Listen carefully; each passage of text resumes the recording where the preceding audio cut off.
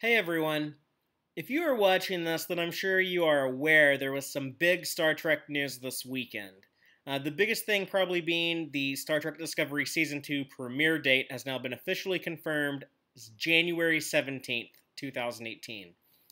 But Saturday, we got a new Star Trek Discovery Season 2 trailer at New York Comic Con, as well as some juicy info, so let's dive right into that. But before I talk about Disco Season 2, I would like to go over the new details we got on the upcoming Picard Show. Executive producers Alex Kurtzman and Heather Caden gave us some updates. During the Discovery Season 2 panel, Kurtzman mentioned that the still untitled Picard Show writers have been working for the last 4 weeks, and he even teased the crowd and asked them if they wanted to know who the bad guys will be on the show, but he, in the end, refused to divulge that particular info. Later in the day, Kurtzman and Caden confirmed that the Picard show will be an ongoing show, with the plan being it will have multiple seasons. I gotta say, this kind of surprises me. I wasn't sure how much Patrick Stewart would be willing to commit to for a TV show at this point in his career, and I thought there was a good chance the show would only be 1 or 2 seasons. But the fact that we might be getting much more than that is incredibly exciting, and it makes it much more likely that we will see other familiar faces from the next generation, or even characters from DS9 or Voyager. Production on the show is expected to start in April, and the show will likely premiere in early 2020.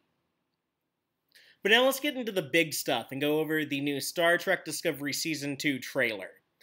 So just hitting the broad strokes, we learn in the trailer that Spock has had visions of what they're calling the Red Angel, and that's the same mysterious figure that Burnham saw in the first Season 2 trailer.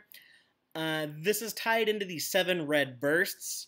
They're describing these as 7 mysterious signals that Discovery must investigate under the command of Captain Christopher Pike.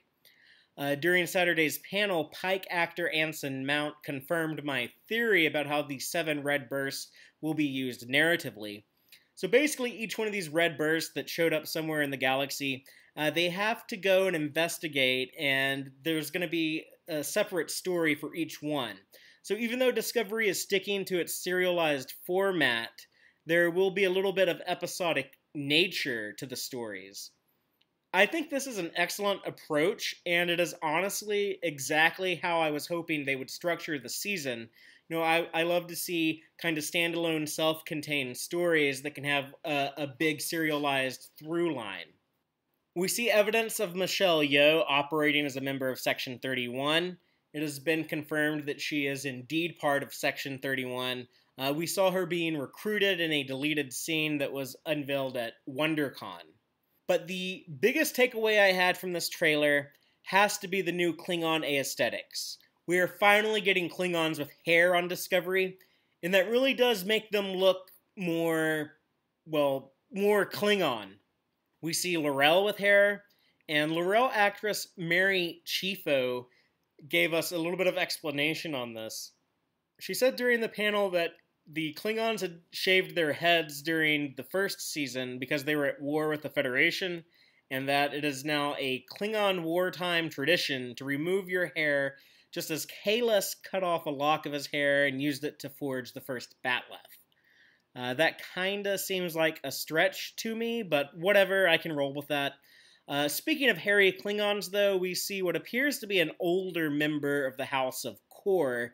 He has the same type of war paint on his face that we saw Cole have in Season 1, and I believe he's played by the same actor who played Cole, Kenneth Mitchell. And there seems to be some kind of weird ceremony going on here between L'Rell and Vox/Tyler. This could be anything from a Klingon wedding to a fusion of the two that creates TOS-ish looking Klingons, but whatever's going on here, who has time to speculate on that when we have this awesome image of a Klingon D7? I gasped out loud when I saw this ship. I am so thrilled that we are getting traditional looking Klingon ships. I love this classic Matt Jeffries design. It is one of the best alien ships in Star Trek, and they should certainly be using it. As for the rest of the trailer, the Saru-Burnham brother-sister relationship will apparently be explored more, but in a more positive light, as they are no longer the bickering rivals. Tilly, Stamets, and Tig Notaro's character, Engineer Reno, will be getting up to some super science that I'm sure is connected to Tilly's mysterious exposure to that floating green speck we saw in Season 1. We see Rebecca Romijn looking pretty much perfect, playing her version of Majel Barrett's character number 1. We end things by getting our first look at Disco Spock, who for some reason has a full beard. But during the Comic-Con panel, we got some additional tidbits. They are teasing the return of Dr. Culber, with actor Wilson Cruz only saying, "We find him where we left him."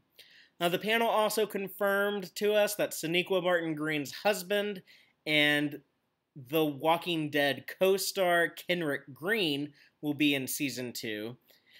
And finally, something that really surprised me, Alex Kurtzman said that we will be seeing Telosians, the big brain aliens from The Cage. The only thing I can think of is that maybe they return to Talos 4. Maybe there's a red burst there and Discovery has to go there. Or it's possible that the Telosians have had some type of lingering effect on Captain Pike. The events in the show are set after his first encounter with them in The Cage, so maybe they stayed in contact and appear to him in visions or flashbacks. I could be way off, so let me know what you think.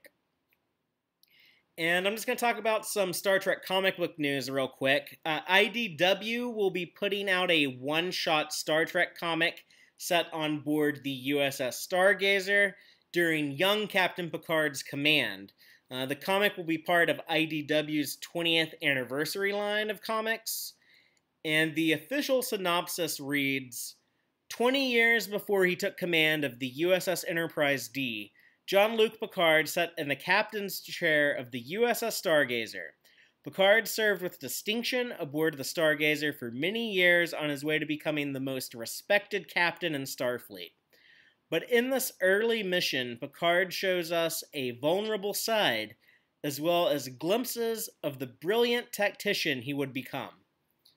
The comic will also include Jack Crusher and Cadet Beverly Howard, who of course goes on to marry Jack and is eventually better known as Dr. Beverly Crusher.